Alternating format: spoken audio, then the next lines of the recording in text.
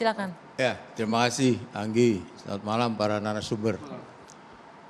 Jadi gini, saya tentu tidak bisa menjawab apakah yang disampaikan oleh Mas Bambang Pacul itu dalam konteks gurauan ataukah serius atau itu yang terjadi.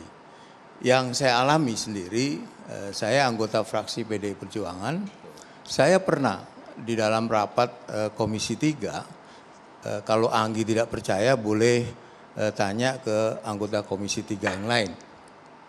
Saya pernah menyampaikan bahwa saya berbeda dengan fraksi yang saya ikuti. Artinya saya bisa berbeda dengan fraksi PDI Perjuangan. Berbeda dengan itu suara pernah partai saya, bisa? Loh iya ini true story ya.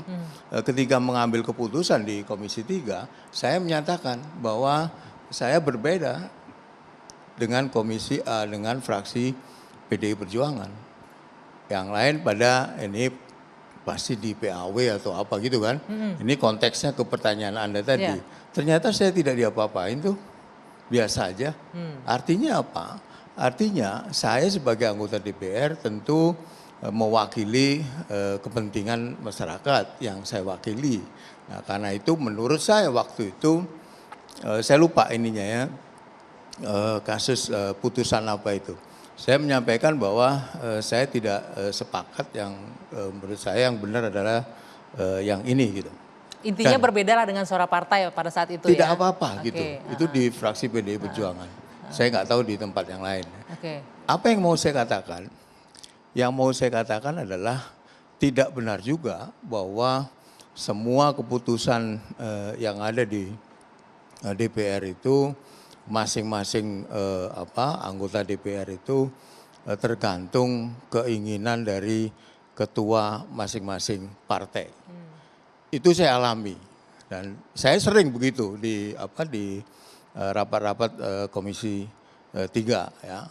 Jadi saya tentu Mas Bambang Pacul yang tahu apa sebenarnya yang disampaikan itu konteksnya apa yang gitu ya? terjadi seperti itu ataukah tidak gitu ya. Anda bisa menanyakan juga ke fraksi yang lain. Tapi yang saya alami adalah saya pernah berbeda itu pernah dan tidak sekali itu. Beberapa kali pernah saya berbeda pendapat dengan keputusan fraksi. Gitu. Intinya ini DPR-nya masih mewakili suara rakyat kalau Mas Johan bilang. Enggak, ini saya cerita sebenarnya. Ya, Anda bisa mengkonfirmasi itu kalau ya, dan saya juga benar. Poinnya yang saya tangkap ini mewakili dan saya suara tidak rakyat, memberatkan gitu PAW juga. Itulah yang kita sebutkan tadi. Ini soal kemandirian dari anggota DPR-nya. Tapi menarik loh, Bang Margar itu malah bilang ini adalah kondisi jujur, kondisi politik kita. Iya. Bahwa memang ya makanya sebetulnya dengan sistem terbuka ini memungkinkan kepada anggota DPR itu berbeda pendapat dengan praksi dan belum tentu praksi merecall mereka. Gitu. Nah masalahnya adalah mengapa sistem ini tidak dimanfaatkan sebaik mungkin oleh banyak anggota DPR, pengecualian tadi Mas Budi gitu, untuk kalau ia menganggap aturan itu tidak dia setujui, dia menyatakan berbeda pendapat. Sehingga saya kalau soal revisi undang-undang KPK, Mas Budi berbeda kan. Tapi katakanlah misalnya kawan-kawan kita ex mantan-mantan aktivis 98, kemana mereka? Mereka diam, gitu.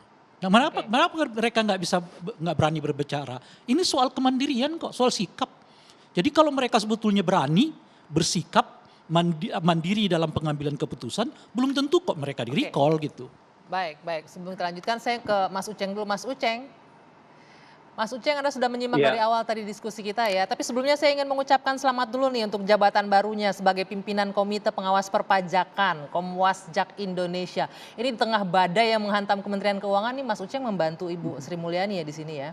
Mas Uceng, tadi kita bahas bahwa RUU perampasan aset ini sebenarnya penting untuk mengoptimalkan pengembalian aset dari tindak pidana. Tapi faktanya sudah bertahun-tahun ini mandek di DPR.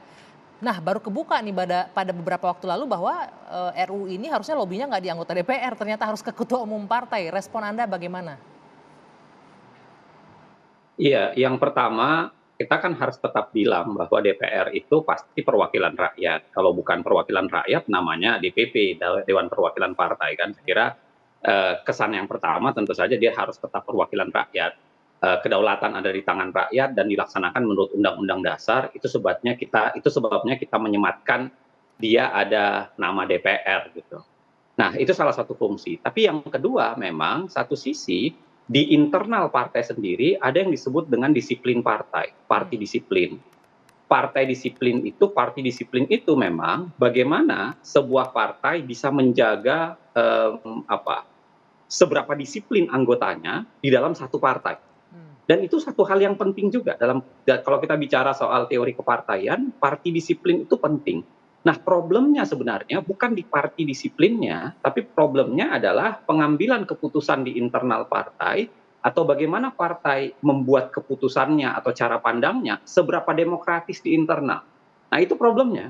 Jadi apakah pengambilan keputusan, pendapat partai itu diambil secara kolektif ataukah kemudian hanya diambil oleh ketua partai atau wakil ketua partai saja.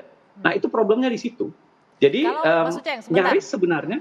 Mas Uceng, kalau kita lihat tadi Mas Johan Budi kan bilang ya mungkin saja Pak Bambang Pacul ini konteksnya bergurau begitu kan menyampaikan, tapi Bang Margarito dan Mas Ray Rangkuti bilang inilah potret nyata bahwa memang mereka yang mewakili kepentingan partai sesungguhnya. Sehingga salah satunya RUU perampasan aset juga nggak jalan-jalan akhirnya. Anda sebagai penggiat anti korupsi juga melihat ini bagaimana? Sebenarnya tidak ada yang murni keliru dari pernyataan itu, karena satu bersandar pada lebih idealitas, satu bersandar pada lebih realitas. Ya. Saya udah bilang tadi bahwa disiplin partai itu penting, nggak boleh.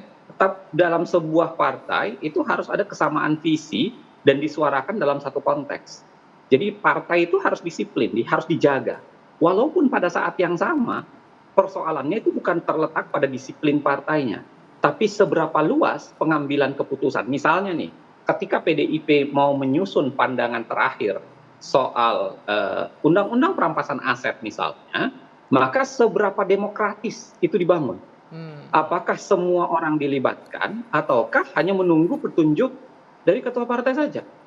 Apakah ada partai yang lebih luas? Biasanya ada partai yang lebih luas, tapi apakah ada partai yang lebih menunggu petunjuk ketua partai? Bisa juga begitu. Menarik, Mas Uceng, tahan dulu, nanti saya akan coba konfirmasi ke Mas Johan. Untuk RUU perampasan aset, apakah menunggu dari pimpinan partai atau dari keseluruhan suara dari anggota partainya? Usai jeda nanti kita lanjutkan sesaat lagi.